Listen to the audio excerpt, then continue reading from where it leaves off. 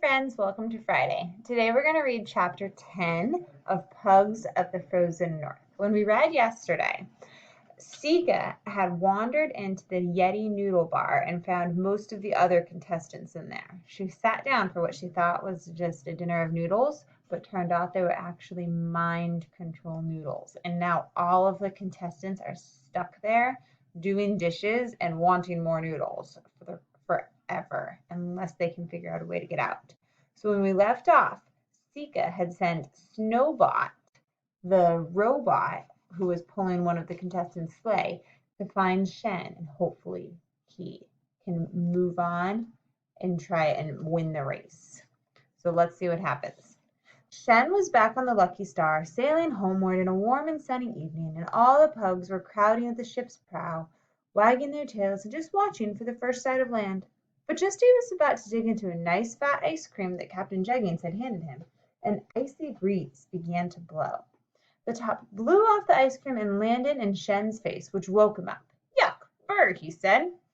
The tent flap was open, and Snowbot was leaning over him. The robot was covered in snow, and a big dollop had just dropped on him and landed on Shen's face. So that was actually a dream. He was imagining he was still on that first boat.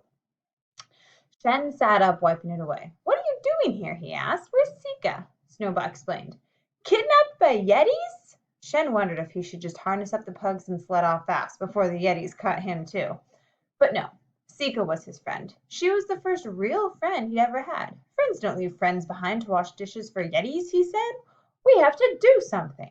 But what? He wiggled out from under the sleepy pugs and went outside. How clear and cold it was! He could hear the gruff singing of the Yetis coming from behind the rocky island. He woke the pugs and harnessed them to the sled, but he did not get aboard it. He just wanted it to be ready if he needed to make a quick getaway. Then he set off on foot, tramping around the end of the island. The pugs followed him, with Snowbot perching on the sled as it shushed along behind them, leaving no tracks in the blind snow. Then they hit a patch of a very different type of snow. It sang in a squeaky voice each time Shen put his foot down, and when Snowbot and the pugs of the sled hit it, it sounded like a snowy opera. "Shh!" hissed Shen, afraid that the singing snow would warn the Yetis that somebody was coming. "Shh!" said the patch of snow nearby. "Who said that?" whispered Shen. "Who said that?" said the snow quite loudly. It was Echo Snow, which repeats anything you say, only louder. It started all the pugs yipping, and the Echo Snow yipped back at them more loudly, which made the pugs yip louder.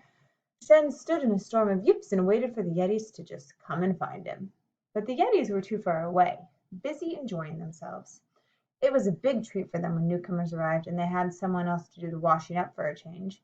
They had locked the doors of the kitchen, and they were all outside on the deck, bathing in the green glow of the northern lights and singing their Yeti songs.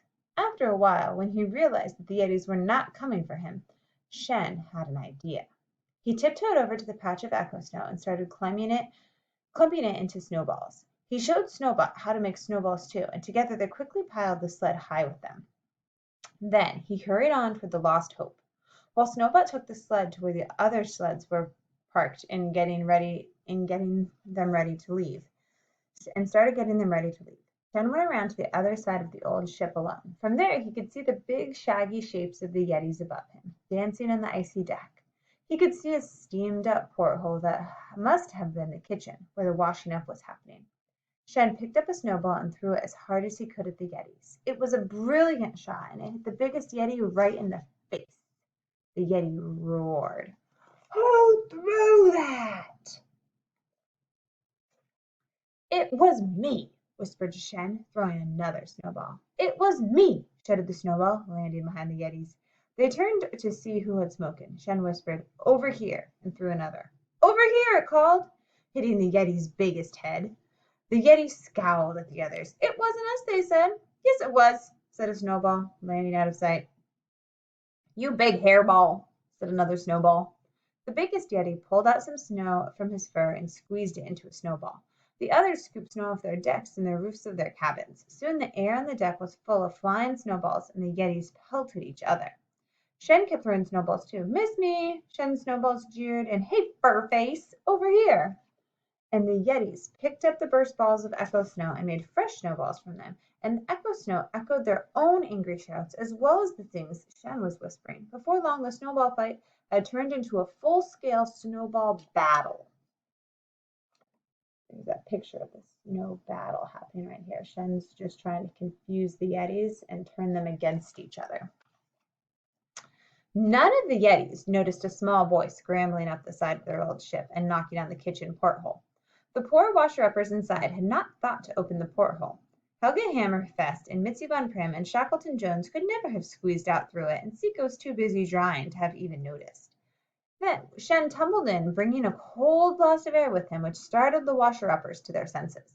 The Yetis are having a snowball fight. Snowball is waiting with the sleds. We must leave quickly. He stopped, his mouth hanging open, staring at the grown-ups. Was it just his imagination, or had they changed? Sika saw it too now. Helga Hammerfest had always had a beard, but it had not been quite that long before, or quite that soft, and it had not been white. Shackleton Jones had white beard too, and white side whiskers, and bushy white eyebrows, but it was Mitzi Von Primm who had changed most of all. She had put on so much weight that her pink designer racing outfit was starting to split at the seams.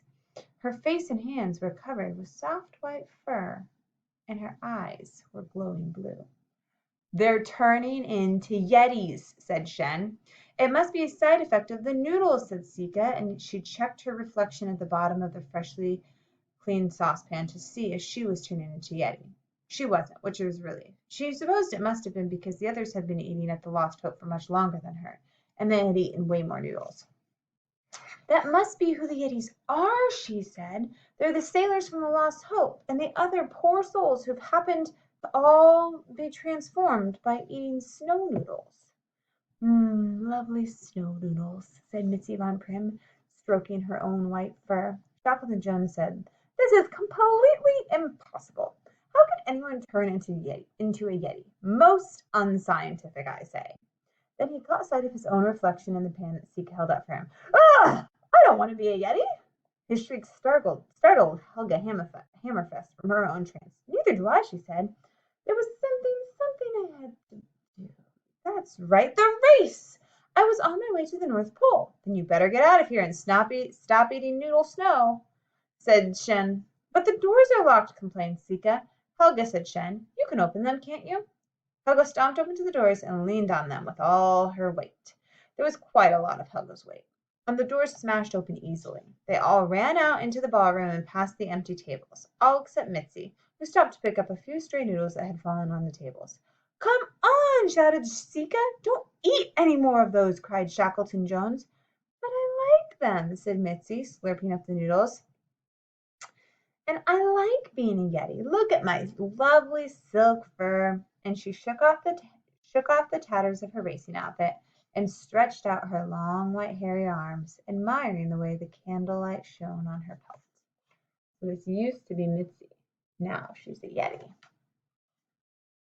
She had had more noodles than any of us, said Helga. But Mitzi, what about the race? Asked Shen. What about the Snow Father's palace? Don't you want to be the first to reach the top of the world? Oh, you go on without me, said Mitzi happily. I'm going to simply love being a Yeti. And I already have my wish, all the lovely noodles I can eat. There really wasn't any more that they could do. Mitzi was a proper Yeti now, as big as Helga and probably twice as strong, so they could not have dragged her away from the ship. And anyway, she really did seem happy. And it was true. She was a very pretty Yeti. So they left her there and hurried outside to board their sleds before the rowdy snowball fight on deck ended and the Yetis came back below to see if the washing up was finished. But just in case Mitzi ever decided she had enough of Yetiing, they left her sled behind. And Shackleton Jones left her his robot huskies and harnessed her team to his high-tech sled. This is so embarrassing, Snowball said, cracking his whip above the heads of the pink pooches. Not as embarrassing as losing the race will be, said Helga, as her polar bear sled went racing past him. Now that the spell of the noodles had faded, she was remembering how much she wanted to win the race. She waved to Shen and Sika. Thanks, kiddies. I'll see you at the top of the world. Keepers, Snowball, shouted Shackleton Jones. Let's get moving, or the bearded lady will be there before us. And pretty soon both their sleds were just dots in the distance. And then Shen and Sika were losing the race again.